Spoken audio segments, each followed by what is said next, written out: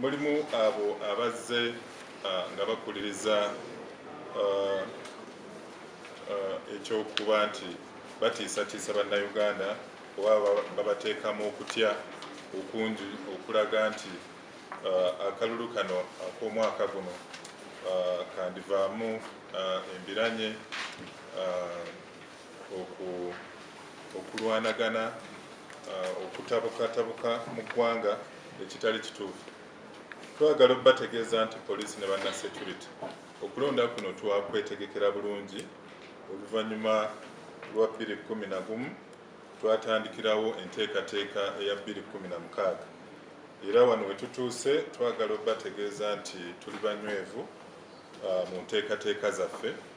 Twavaayo ne tulaga nti nga tukubirizaamu oba twetegereza kye tuyita nga electoral environment oba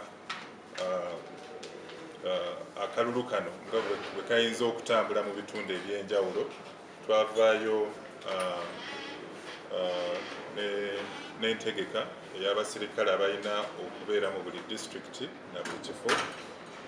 Era wano we twogerera muzze mulaba nga bannasecurity omuli poliisi, aba prisons, ab'amagye, ab'ebyambalo nga mubiraba mu bitundu eby'enjawulo.